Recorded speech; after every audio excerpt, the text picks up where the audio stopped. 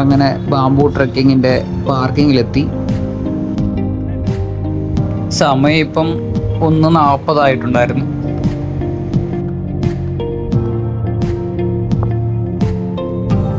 വന്ന് ഇറങ്ങിയപ്പോൾ തന്നെ വളരെ മനോഹരമായ കാഴ്ചയാണ് നമുക്ക് കാണാൻ കഴിയുന്നത്.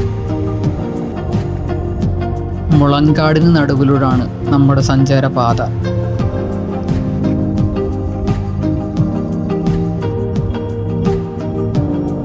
മൂന്നര കിലോമീറ്റർ കൂടുതൽ ദൂരമുണ്ട് ബാംബു ട്രെക്കിങ്ങിന്. അത് റൗണ്ട് ട്രിപ്പായിട്ടാണ് ഗൂഗിളിൽ കാണിക്കുന്നത്.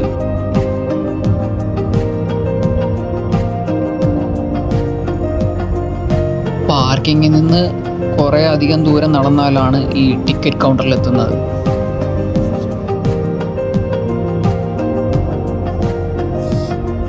ഒരാൾക്ക് 100 രൂപയാണ് ടിക്കറ്റ് ചാർജ്. ഇവിടെ സഞ്ചരിക്കാൻ പറ്റുന്ന ബെറ്റർ സീസൺ എന്ന് പറയുമ്പോൾ ഒക്ടോബർ ടു ഏപ്രിലാണ്. വഴിയിലുടനീളം ഇതുപോലുള്ള ബാംബു വേസ്റ്റ് ബിൻ സ്ഥാപിച്ചിട്ടുണ്ട്.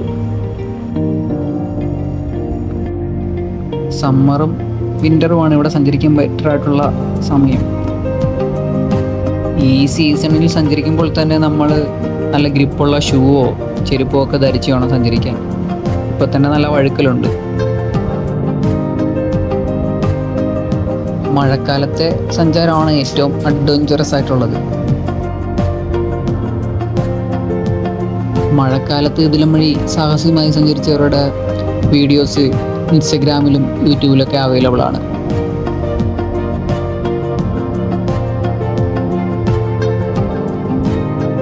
ഇപ്പോൾ മഴ സമയമല്ലാത്തത് കൊണ്ട് വളരെ കുറച്ച് വെള്ളം മാത്രമേ താഴത്തോടെ ഒഴുകുന്നുള്ളൂ. ഇത് മുള കൊണ്ടുണ്ടാക്കിയ ആർച്ച് രീതിയിലുള്ളൊരു പാലമാണ്.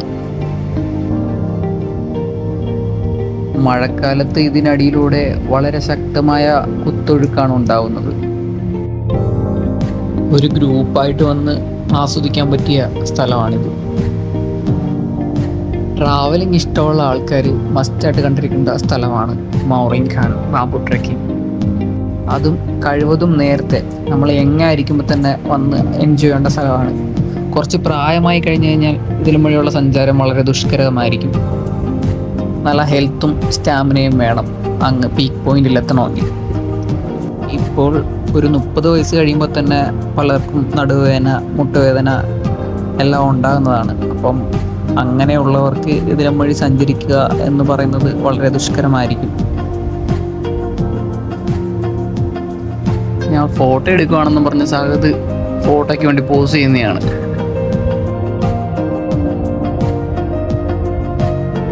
ഇവിടുത്തെ കാഴ്ച വളരെ മനോഹരമാണ്. പക്ഷേ എത്ര വീഡിയോ എടുത്തിട്ടും ഒരു തൃപ്തി ലഭിക്കുന്നില്ല.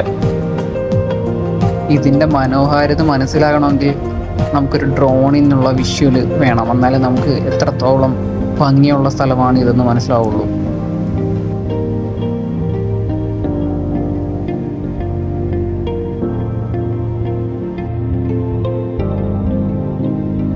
ഞങ്ങൾക്കാണെങ്കിൽ ഇവിടെ കുറച്ച് സമയം മാത്രമേ ചിലവഴിക്കാനുള്ളൂ. എന്ന് വെച്ചാൽ ഞങ്ങൾക്ക് വൈകിട്ട് ഒരു 5 മണിക്കെങ്കിലും തിരിച്ച് ഷില്ലോങ്ങിൽ എത്തണമെന്നുള്ളൊരു പ്ലാനിലായിരുന്നു. അപ്പം ഒരു റെസ്റ്റ് പോലും ഇല്ലാതാണ് ഞങ്ങൾ അങ്ങോട്ട് നടന്നുകൊണ്ടിരുന്നത്. സാഗത് മുന്നേ നടന്നങ്ങ് പോവുകയാണ്. ഞാനാണെങ്കിൽ പോർട്രേറ്റ് സൈസിൽ വീഡിയോ എടുക്കും, ലാൻഡ്സ്കേപ്പ് മോഡിലിട്ട് വീഡിയോ എടുക്കും. യൂട്യൂബിലിടാൻ വേണ്ടി ലാൻഡ്സ്കേപ്പും, ഇൻസ്റ്റയിൽ ഇടണമെങ്കിൽ പോർട്രേറ്റ് സൈസിലും വീഡിയോ, അങ്ങനെ മാറി മാറി എടുത്താണ് വന്നുകൊണ്ടിരുന്നത്. മേഘാലയയിലെ വാങ്ഖൻ എന്ന വില്ലേജിലാണ് ഈ ബാംബു ട്രെക്കിംഗ് ഉള്ളത്. ഇവിടെ ഏകദേശം 1000-ഓളം ആളുകൾ താമസിക്കുന്നുണ്ട്. 2016 ബാംബു ട്രെക്കിംഗ് ആരംഭിക്കുന്നത്. ട്രെക്കിങ്ങിൻ്റെ ഇടയിൽ ഇതുപോലെ അനവധി സ്പോട്ടുകളുണ്ട്. ഇവിടെ നമുക്ക് കുളിക്കാം. ഒരാൾക്ക് കുളിക്കുന്നതിന് അവിടെ 30 രൂപയാണ് ഫീസ്. ഈ പ്രദേശം നന്നായി ആസ്വദിക്കണമെങ്കിൽ നമ്മൾ കുറഞ്ഞത് ഒരു അര ദിവസം അല്ലെങ്കിൽ ഒരു ഫുൾ ഡേ ഇതിനു വേണ്ടി മാറ്റി വെക്കണം. അതുപോലെ നിങ്ങൾ വരുമ്പം ബാഗ്, കുടിക്കാൻ ആവശ്യത്തിന് വെള്ളം, പിന്നെ ഇടയ്ക്ക് സ്നാക്സ് അങ്ങനെ എന്തെങ്കിലുമൊക്കെ കൊണ്ടുവരണം. എനർജി ബൂസ്റ്റ് ചെയ്യാൻ പറ്റുന്ന ഭക്ഷണം എന്തെങ്കിലുമൊക്കെ കരുതിക്കണം. ഇവിടെ ഇടയ്ക്ക് ചെറിയ മാടക്കട കണക്കത്തെ കടകളൊക്കെ ഉണ്ട്. അവിടെ നമുക്ക് ബിസ്ക്കറ്റ്, പിന്നെ ചോക്ലേറ്റ്, വെള്ളം എല്ലാം ലഭിക്കും.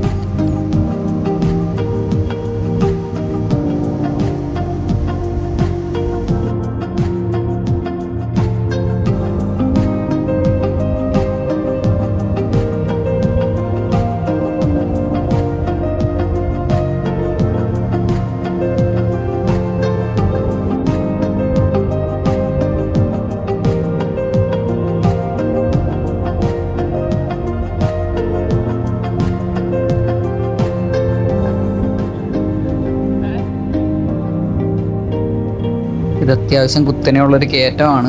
നമുക്ക് വീഡിയോയിൽ കാണുമ്പം വലിയ കയറ്റമായിട്ട് തോന്നുന്നില്ല.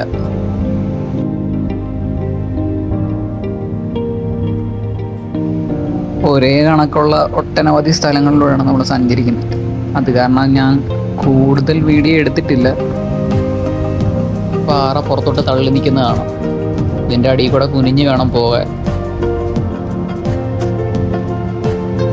ഇതുപോലുള്ള വഴിയൊക്കെ വരുമ്പോഴാണ് പ്രായമായവർക്ക് വളരെ ബുദ്ധിമുട്ട് അനുഭവപ്പെടുന്നത്.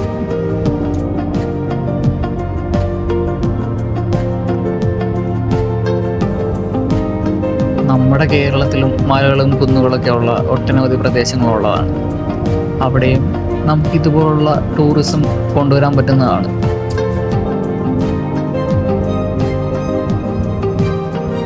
ഇക്കോ ഫ്രണ്ട്ലി ആയിട്ടുള്ള ടൂറിസമാണ്. പ്രകൃതിക്ക് കോട്ടം തട്ടുന്ന രീതിയിലുള്ള നിർമ്മാണങ്ങളൊന്നുമില്ല.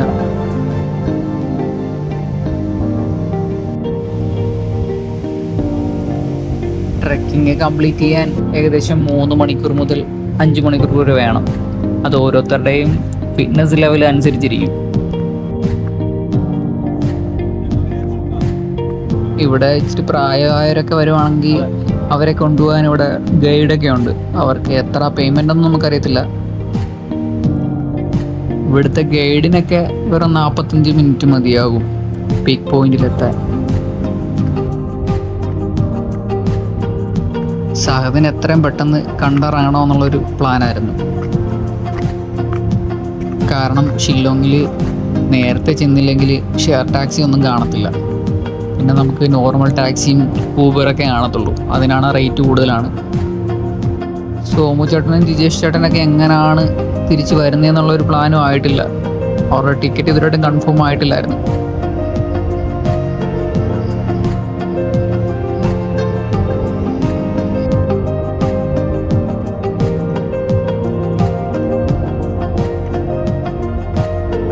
ഈ ഒരു പ്രദേശമാണ് ഈ ട്രെക്കിങ്ങിലെ ഏറ്റവും മനോഹരമായ പ്രദേശം.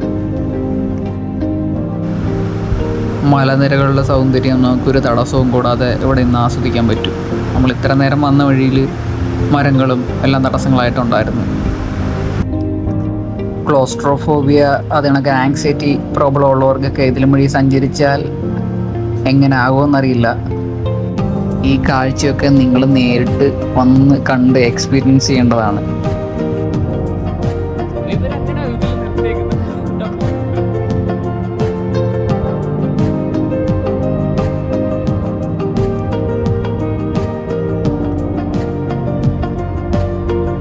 കുറേ അധികം വീഡിയോ എടുത്തു, എന്നാലും നമുക്കൊരു തൃപ്തി ലഭിക്കത്തില്ല. അടുത്ത തവണ വരുമ്പം ഒരു ഡ്രോൺ ക്യാമറയും കൊണ്ടുവേണം വരാൻ. ഡ്രോണിലെ വിഷ്വൽസ് കണ്ടാൽ മാത്രമേ ഈ പ്രദേശത്തിൻ്റെ വന്യതയും അതുപോലെ തന്നെ മനോഹാരിതയും നിങ്ങൾക്ക് മനസ്സിലാകത്തുള്ളൂ. അല്ലെ നിങ്ങളിത് നേരിട്ട് വന്ന് എക്സ്പീരിയൻസ് ചെയ്യണം. നമ്മുടെ ജീവിതത്തിൽ ഒരിക്കലെങ്കിലും കണ്ടിരിക്കേണ്ട മനോഹരമായ ഒരു സ്ഥലമാണ്. 2018-19 റിനോവേഷൻ ചെയ്ത സ്ഥലമാണ്. ഇവിടെ ധാരാളം ബട്ടർഫ്ലൈസ് പറന്ന് കളിക്കുന്നുണ്ട്.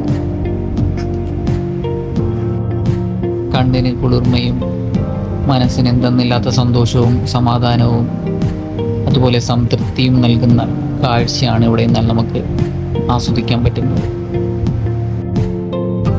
മേഘാലയയിൽ ആകെ കാണാൻ പറ്റിയത് ഷില്ലോങ്ങും അതുപോലെ ഈ ബാംബു ട്രെക്കിങ്ങും മാത്രമാണ്. ഇതുപോലെ ഒട്ടനവധി പ്രദേശങ്ങൾ മേഘാലയയിലുണ്ട്.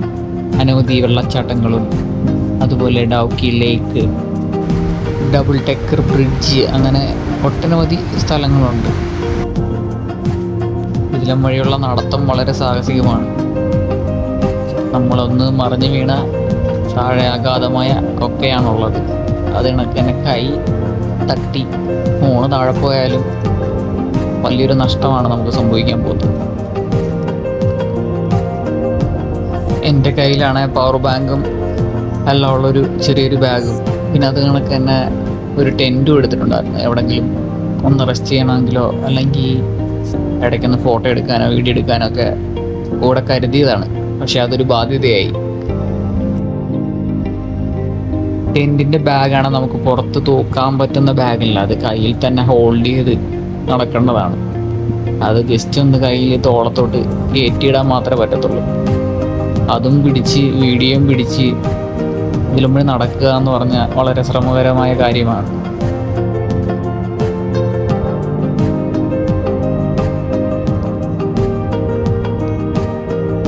പോകുന്ന വഴി ധാരാളം കൈതച്ചക്ക നിപ്പുണ്ട്.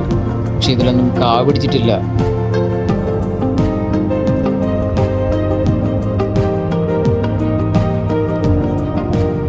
അങ്ങനെ ഞങ്ങൾ നടന്ന് അവസാനം ഒരു മെയിനായിട്ടുള്ള വ്യൂ പോയിന്റിലെത്തി.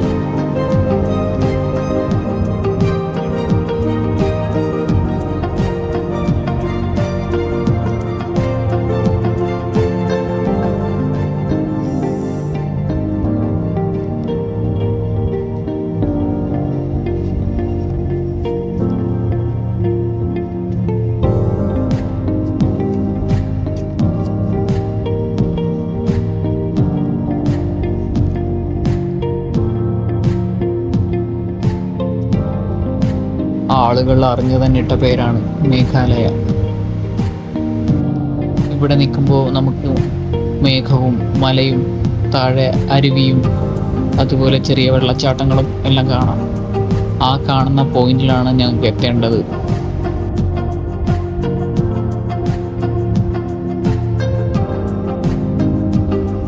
താഴെ നോക്കുമ്പോൾ നല്ല തെളിഞ്ഞ വെള്ളവും കണക്ക് നല്ല നീല നിറത്തിലുള്ള അടിത്തട്ട് നമുക്ക് കാണാൻ കഴിയും. പല വിദേശ രാജ്യങ്ങളിലെയും ഇതുപോലുള്ള സ്ഥലങ്ങൾ TV കണ്ടിട്ടുണ്ട്. നേരിട്ട് ആദ്യമായിട്ടാണ് ഇങ്ങനൊരു സ്ഥലം ഞാൻ കാണുന്നത്. ഇത് ചെറിയൊരു ഗുഹ കണക്കുള്ളൊരു ഇടുക്കാണ്. ഇതൊരു ഗുഹയല്ല, ഗുഹ.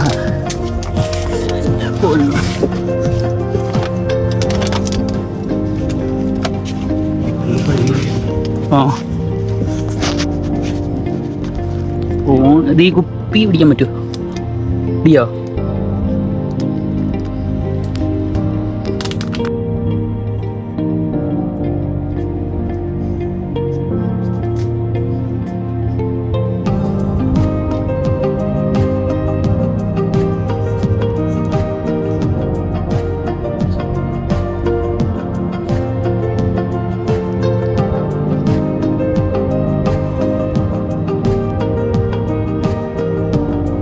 നല്ല കുത്തനെയുള്ള ഇറക്കമാണ്, നല്ല റിസ്ക് ഉണ്ട്. വീഡിയോ കാണുമ്പോൾ വലിയ ബുദ്ധിമുട്ടുള്ളതായിട്ട് തോന്നത്തില്ല.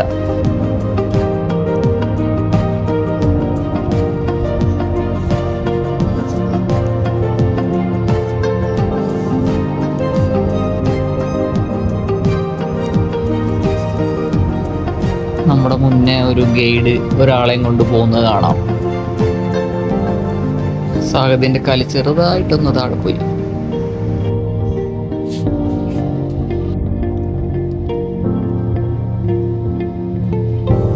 ഈ കാണുന്നതാണ് നമുക്ക് എത്തിച്ചേരാനുള്ള ഫൈനൽ ഡെസ്റ്റിനേഷൻ.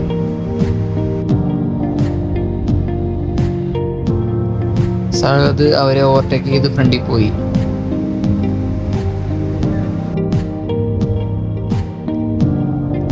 ഇതൊരു ആർച്ച് ബ്രിഡ്ജാണ്.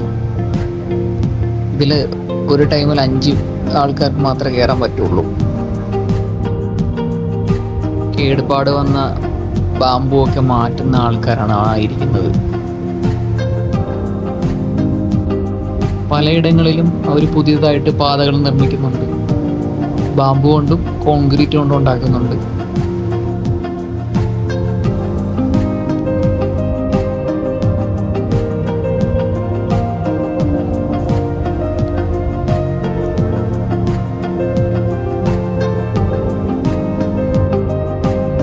ഇതും നല്ല കുത്തനെയുള്ളൊരു കയറ്റമാണ്. ഈ പുള്ളിക്കാരൻ മേളോട്ട് കയറി പോയപ്പോഴാണ് ഞാൻ ആലോചിക്കുന്നത്, മേളിൽ നിന്ന് ഒരാൾ കൈവിട്ട് താഴെ നമ്മുടെ മേത്ത് വീണാലും സംഭവിക്കാൻ പോകുന്നത് ഏറ്റവും വലിയൊരു അപകടമാണ്. അപ്പോൾ നല്ല രീതിക്ക് സൂക്ഷിച്ചും കണ്ടും വേണം കയറാൻ.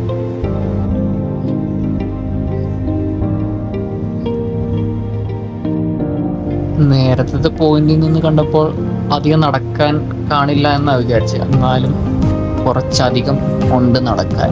പിന്നെ എത്താറായി എന്നുള്ളൊരു ആശ്വാസത്തിലാണ് എല്ലാവരും നടക്കുന്നത്. ഈ പുള്ളിക്ക് അത്യാവശ്യം വണ്ണം ഉള്ളതുകൊണ്ട് ഇടയ്ക്ക് റെസ്റ്റ് എടുത്തിട്ടാണ് പോകുന്നത്. പുള്ളി ഇച്ചിരി ടയർഡാണ്. പുള്ളിക്കാരൻ വീടും ഫ്രണ്ട് കിടക്കുന്നുണ്ട്. എനിക്കാണ് മുന്നേ കയറി പോകാനും പറ്റുന്നില്ലായിരുന്നു. ആ ഗൈഡിന്റെ കാഫൊന്ന് നോക്കിയേ, നല്ല ഗത കണക്കല്ലേ ഇരിക്കുന്നത്.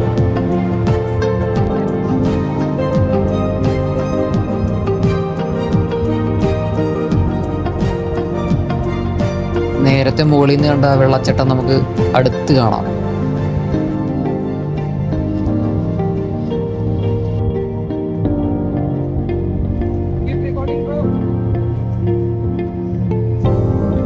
അങ്ങനെ അവസാനത്തെ ഏറ്റവും വലിയ കയറ്റം കയറാൻ പോവുകയാണ്.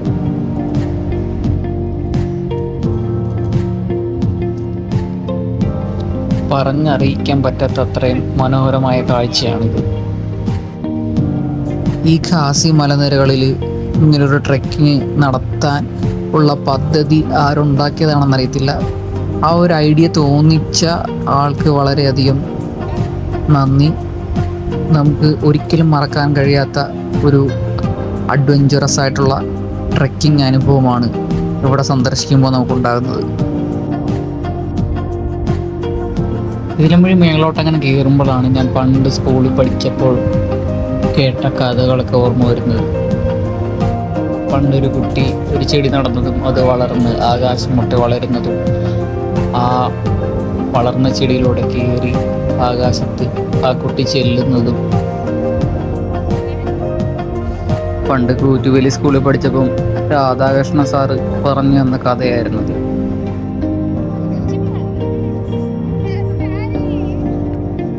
ചേച്ചിയൊക്കെ കാഴ്ച കണ്ടിട്ട് ഇറങ്ങാൻ നിൽക്കുകയാണ്.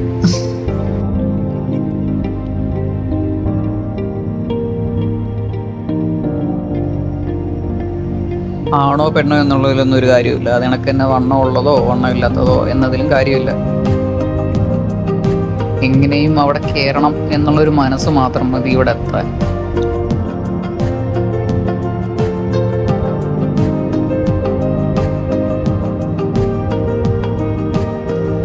സഹദാണ് ഈ ബാംബു ട്രക്കിങ് സജസ്റ്റ് ചെയ്തത്. എനിക്കിതിനെ പറ്റി വലിയ ധാരണയില്ലായിരുന്നു. ഞാൻ ഒറ്റയ്ക്കായിരുന്നു വന്നിരുന്നെങ്കിൽ ഞാൻ പിന്നെ ഡൗക്കി ലേക്കോ അത് എനിക്ക് തന്നെ ഡബിൾ ഡെക്കർ ബ്രിഡ്ജോ അവിടെ വല്ലേ പോകത്തുള്ളായിരുന്നു.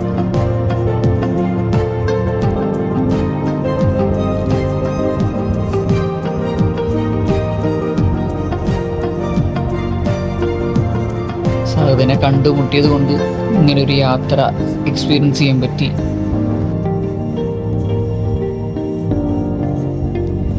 അങ്ങനെ നല്ലൊരു എക്സ്പീരിയൻസ് സമ്മാനിച്ച സഹദിന് എല്ലാവിധ നന്ദിയും രേഖപ്പെടുത്തുന്നു.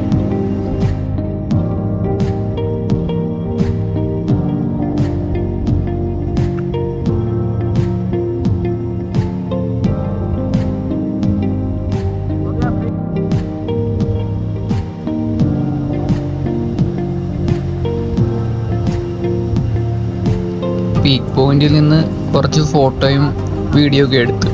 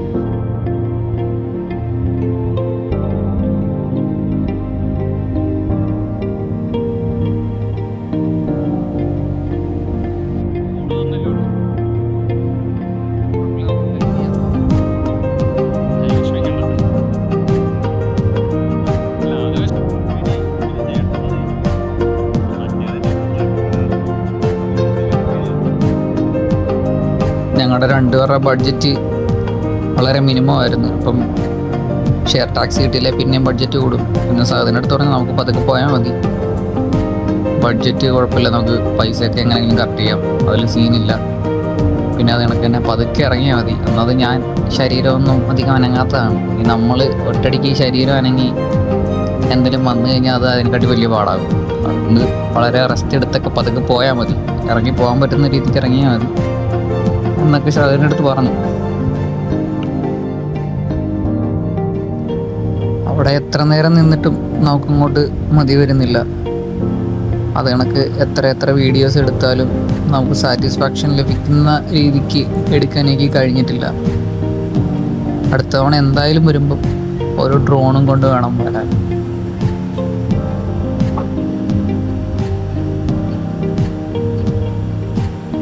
പോകുന്ന വഴിക്ക് വെള്ളവും കൊണ്ട് കടയിലേക്ക് പോകുന്ന പയ്യനെ കണ്ട് ഞങ്ങൾ കൂടെ നിന്ന് ഫോട്ടോയൊക്കെ എടുത്ത്, പിന്നെ ചെറിയൊരു ടിപ്പും ഞങ്ങൾ ആ പയ്യന് കൊടുത്ത്. തിരിച്ചു വന്നപ്പോൾ ഈ ഒരു പോയിന്റ് മാത്രമാണ് ഞാൻ പിന്നെ ഫോൺ എടുത്തൊരു വീഡിയോ എടുത്തത്. അധികം വീഡിയോ ഒന്നും എടുക്കാതിരിക്കാൻ വേണ്ടി ഫോണ് പോക്കറ്റിലിട്ടുകൊണ്ട് തന്നെ നടന്നത്, അല്ലെങ്കിൽ നമ്മൾ തിരിച്ചു വരുന്ന വഴിക്കും വീഡിയോ എടുത്തിട്ടേ വരത്തുള്ളൂ. പോകുന്ന വഴി എടുത്തൊരു വീഡിയോ ആണ്. ഇതാണ് ഞാൻ ഇൻട്രോ ആയിട്ട് ഇട്ടേക്കുന്നത്. ഇനിയിപ്പം ഷില്ലോങ്ങിൽ ചെന്നിട്ട് വേണം ഫുഡ് കഴിക്കാൻ. ഉച്ചയ്ക്ക് ഇതുവരായിട്ട് ഫുഡൊന്നും കഴിച്ചിട്ടില്ല. കുറേ നേരം ക്യാമറ ഓൺ ചെയ്ത് വെക്കുമ്പം ഫോൺ ഹാങ് ആകുന്നുണ്ട്, അത് കണക്ക് നല്ല രീതിക്ക് ഹീറ്റും വരുന്നുണ്ട്. അത് കാരണം ഞാൻ കുറേ ഫോട്ടോസാണ് എടുത്തേക്കുന്നത്. നേരം 5:20 ആകുന്നേ ഉള്ളൂ. ഇപ്പം തന്നെ ഇവിടെ ഇരുട്ട് വീണ് തുടങ്ങി.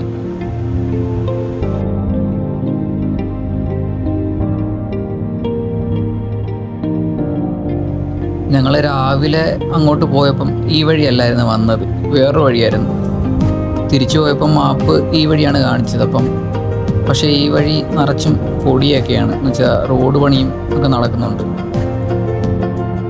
അങ്ങോട്ടും ഇങ്ങോട്ടും സഹദ് തന്നെയാണ് വണ്ടി ഓടിച്ചത്.